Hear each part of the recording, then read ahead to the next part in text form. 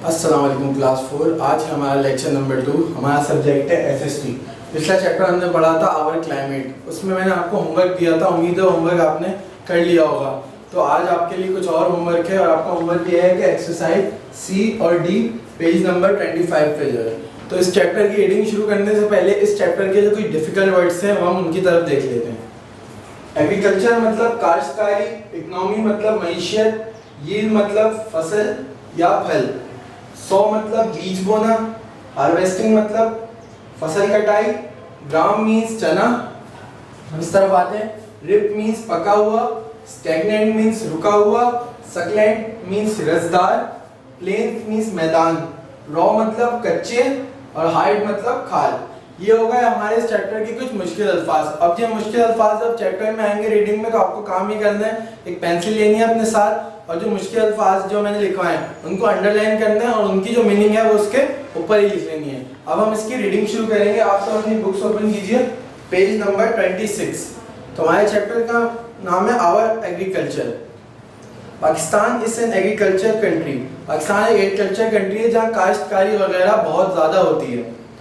This means that most of the money it earns it from agriculture. और इसका मतलब जो ज़्यादातर हमारे मुल्क में जो पैसा आता है, मुल्क की कमाई होती है, वो काश्तकारी वगैरह से ही होती है। Agriculture provides employment to the majority of the people in Pakistan. और एग्रीकल्चर काश्तकारी की वजह से बहुत से लोगों को जॉब्स वगैरह मिलती हैं इसी फील्ड में। Because farming is such an important part of our economy, we are now paying serious attention toward improving crop production। क्योंकि अब ये हमारे लिए बहुत ज़रूरी बन गया काश्तकारी और ज़राअत वगैरह, इसलिए अब लोग इसको ज़्यादा से ज़्यादा अटेंशन दे रहे हैं कि हम कैसे अच्छे से अच्छे फसल उगाएं। In the past, farmer used old-fashioned and time-wasting techniques। पुराने ज़माने में जो फार्मर्स वगैरह किसान वगैरह होते थे वो पुराने तौर तरीके और ऐसे टेक्निक्स यूज़ करते थे जिससे वक्त का ज़िया होता था, ज़्यादा वक्त ज़ाया होता था और बहुत कम काश्तकारी हो पाती थी।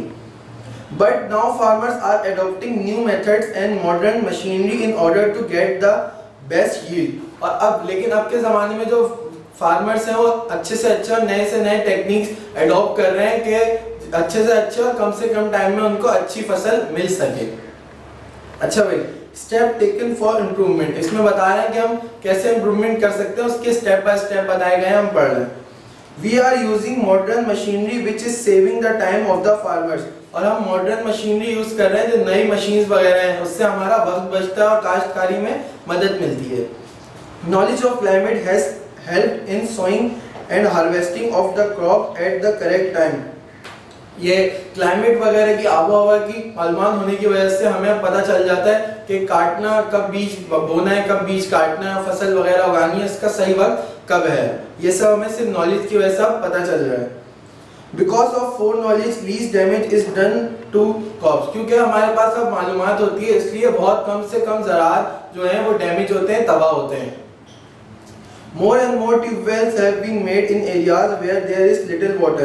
बहुत सी जगहों में कुएं खोदे जाते हैं या जो पाइप लगा के जो कुएं वगैरह बनाते हैं वो बनाए जा रहे हैं क्योंकि पानी बहुत कम रह गया, जिन जिन इलाकों में कम है वहाँ बनाए जाते हैं। More canals have been dug where there are no rivers। और बहुत सी नहरें खोदी जा रही हैं वहाँ जहाँ पे पानी नहीं है या दरिया वगैरह नहीं है, ताकि आसानी से हमें फसलों के लिए पानी हासिल हो सके। The use of fertilizer increase crop yield। We have many factories production fertilizers। और fertilizers वो होते हैं जो आपकी फसल उगाने में ज़्यादा तेज़ी से फसल उगाने और अच्छी उगाने में मदद करते हैं। तो हम ज़्यादा से ज़्यादा वो यूज़ कर रहे हैं, उससे हमें अच्छी और ज़्यादा से ज़्यादा फसल मिल रही है। और जो कंपनीज वगैरह होती हैं वो भी बहुत से फर्टिलाइजर बनाती हैं। We are using good varieties of seed and are always alert to getting even better ones, so that we get one more crop in shorter time of period। और हम अच्छे और अलग अलग वेराइटीज़ के जो बीज हैं वो यूज़ करते हैं ताकि हमें कम वक्त में अच्छे से अच्छी वेराइटीज़ के फल और सब्जियां वगैरह मिल सकें।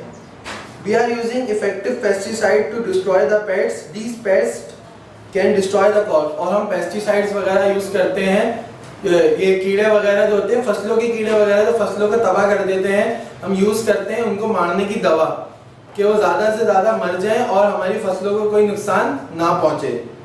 We are using modern farming techniques in order to get a better harvest. और हम मॉडर्न जदीद दौर की फार्मिंग हार्वेस्टिंग कर रहे हैं जो न्यू टेक्निक से, ताकि हमें ज़्यादा से ज़्यादा फसल मिल सके। In Pakistan the two main system of sowing and harvesting of crop are rabi and kharif. और जो पाकिस्तान में जो दो मेन बड़े हार्वेस्टिंग और सोइंग के तरीके हैं, क्रॉप्स हैं, उनको कहते हैं हम राबी और खारिफ। राबी क्रॉप्स, हम पहले बात कर रहे हैं राबी क्रॉप्स की। They are also known as winter crops, और उनको हम विंटर क्रॉप्स के जो सर्दियों में जो फसल उगती है उसके नाम से भी जानते हैं। They are sown between October and December, और उनको हम बीज जो है उनको बोते हैं अक्टूबर और दिसंबर के दरमियान में।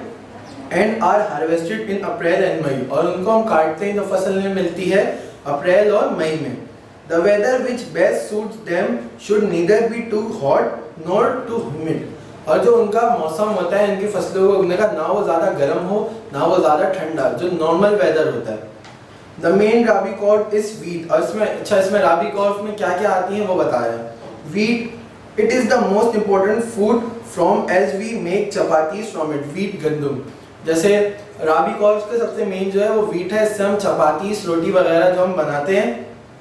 The combined harvester is use which not only harvest the wheat but also separate the chaff from the cobs। और ये और चीज़ों ना कि हम सिर्फ wheat निकालते हैं और हम कॉर्न्स और हार्वेस्ट को भी अलग करते हैं। The combined harvester is used which not only harvest the wheat but also separate the chaff from the corn। और इसमें सिर्फ हमें गंदम नहीं मिलती और हम इसको भुट्टे वगैरह चीज़ों को भी इससे अलग करते हैं। Gram is another important crop, और जो ग्राम है चना जिसे कहते हैं वो एक और इम्पोर्टेंट क्रॉप है। It does not need too much water, और इसको ज़्यादा पानी की ज़रूरत नहीं पड़ती बाकी फसलों के मुताबिक, कि इसमें ज़्यादा पानी डालना पड़ता है, इसमें ज़्यादा पानी नहीं डालना पड़ता है, इसको पानी ज़्यादा की ज़रूरत नहीं होती। Only a couple of rainfall help in ripening it, और जो कुछ बारिश की बूंदें होती हैं, बारिश होती है, वो इसको पकने में मदद कर देती है। We love to eat rotis made from gram flour, और हमें इसकी जो रोटीज वगैरह उसके आटे की रोटी वगैरह बनाते हैं वो बहुत मज़ेदार होती है और हम मज़े से खाते हैं। अब बात कर रहे हैं खारिफ क्रॉप्स, और जो अब दूसरी जो काइंड है kharif crops, they are also known as summer crops, और उनको हम समर क्रॉप्स के नाम से भी, जो गर्मियों में जो हमें चीज़ें मिलती हैं उसके नाम से भी हम जाना जाते हैं। They are sown between April and June and harvested between October and December. इनको भी उसी तरह हम बोते हैं अप्रैल और जून के दरमियान में, और उसके बाद जो फसल हम काटते हैं वो कब काटते हैं, अक्टूबर और दिसंबर में। A slightly higher temperature and more water is needed for them to grow really well, और थोड़ा सा ज़्यादा टेम्परेचर मतलब थोड़ी गर्मी और हमें थोड़े से ज़्यादा पानी की ज़रूरत पड़ती है इसको अच्छे से बनाने में, ना इसके बदले जो पहले वाले हैं। अब इसके पॉइंट्स है। अब वेरी इंपॉर्टेंट खारिफ क्रॉप्स इस, अब इसमें बता रहे हैं कि कौन कौन से क्या क्या हमारे पास क्रॉप्स आते हैं। इस rice, as we love to have rice in all form, और इसमें हमें चावल मिलते हैं, जैसे कि आपको पता है चावल हमें बहुत पसंद है, और तकरीबन हर चीज़ में चावल ही यूज़ होते हैं। जैसे इसमें बता रहे हैं boiled rice, pulao, biryani, zarda, rice pudding, kheer etc। Rice is sown in paddy field which are fields of stagnant water, और ये जो चावल वगैरह होते हैं ऐसी जगह मिलते हैं जहाँ पानी रुका हुआ हो और रुकी हुई जो जगह हो और जो थोड़ी नम जगह हो, वहाँ पे चावल उगते हैं। Cotton is another important kharif crops, और जो कपास है वो भी एक और खारिफ क्रॉप्स की एक इम्पोर्टेंट काइंड है। Pakistan exports this crops and earn millions, और पाकिस्तान ये जो कपास है इसको बेचता है, बाहर मुल्कों में बेचता है और इससे मिलियंस में रुपए कमाते हैं, जो इससे हमारी मईशत अच्छी होती है, इकनॉमी अच्छी होती है। We ourself make clothes, rugs and so many other useful things, और हम खुद इसके इतना इस्तेमाल करते हैं, जैसे हम कपड़े बनाते हैं कपास के, रुई जिसे आप कहते हैं, ये कपड़े बनाते हैं, कंबल वगैरह और बहुत सी चीज़ें बनाते हैं। The other crops are sugar cane, maize, bajra etc, और इसकी जो अदर क्रॉप्स हैं वो बाजरा वगैरह भी होते हैं। फ्रूट्स एंड वेजिटेबल्स, अच्छा हम फल और सब्जियों की हम बात करेंगे इसमें। Pakistan is blessed with a great variety of sweet succulent fruits, और पाकिस्तान में अलग अलग तरह के रसदार और अलग अलग वैरायटीज़ के फल या सब्जियां पाई जाती हैं।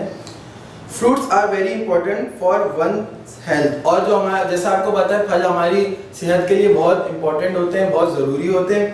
Fruits grown in the plains are mangoes, oranges, melons, banana, dates, etc. Many fruits like apple, apricots, almond, pistachio, etc. और इसमें बता रहे हैं जो मैदानी इलाकों में वगैरह में जो फल उगते हैं इनके नाम बताएं, जैसे कि orange, mango, melon, banana, dates, etc. और इसके बाद बात कर रहे हैं many fruits like apple, apricot, almond, pistachio, etc. Are grown in northern areas. और ये जो ड्राई फ्रूट टाइप की चीज़ें होती हैं ये सब कहाँ होती हैं? शुमाली इलाकों में। Vegetable are as essential for our diet and health too. और जिस तरह फल हमारे लिए ज़रूरी हैं हमारी सेहत के लिए, इसी तरह सब्जियां भी हमारी सेहत के लिए ज़रूरी हैं। A few can be eaten raw, the rest are all eaten cooked in various ways। और इनमें से कुछ सब्जियां ऐसी भी होती हैं इनको हम ऐसे ही खा सकते हैं कच्चे जैसे, और बाकी जो है इनको हम पका के खाते हैं। Live stock and poultry farms, और इसमें बता रहे हैं जो लाइव स्टॉक और पोल्ट्री फार्म्स के बारे में, जो जानदार जानवर वगैरह जिनसे हम फायदे हासिल करते हैं उसके बारे में बता रहे हैं।